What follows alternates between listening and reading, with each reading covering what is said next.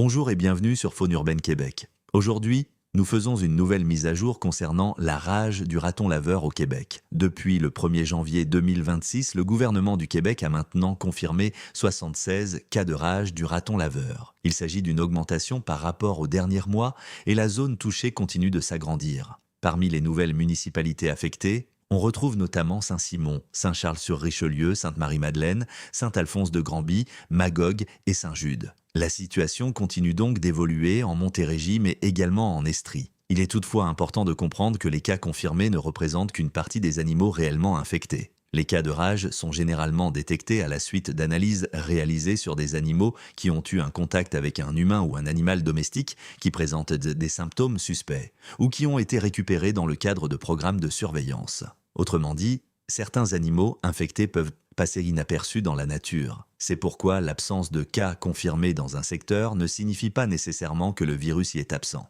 Selon les autorités, le risque de rencontrer un animal infecté demeure présent partout au Québec. Pour ralentir la propagation de la maladie, le gouvernement poursuit actuellement plusieurs interventions sur le terrain. L'opération Capturer, Vacciner, Relâcher, aussi appelée CVR, se poursuit jusqu'au 23 juin 2026. Cette intervention vise principalement les ratons laveurs et les moufettes présents dans les secteurs les plus touchés. Les animaux sont capturés, vaccinés contre la rage, puis relâchés sur place afin de freiner la progression du virus. Une autre méthode utilisée consiste à distribuer des appâts vaccinaux dans certains secteurs ciblés. Ces appâts contiennent un vaccin oral contre la rage. Lorsqu'un raton laveur ou une moufette les consomme, l'animal développe une protection contre la maladie sans avoir besoin d'être capturé. Si vous trouvez un appât vaccinal, la meilleure chose à faire est généralement de le laisser en place s'il se trouve dans un endroit fréquenté par la faune et éloigné de l'activité humaine. Ces appâts sont conçus pour être consommés par les animaux visés. Si l'appât est endommagé ou perforé, évitez tout contact avec son contenu,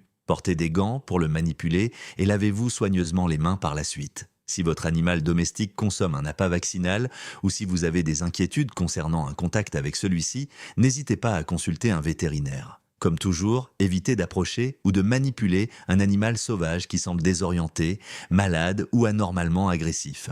Si vous observez un comportement inquiétant, communiquez avec les autorités compétentes de votre région.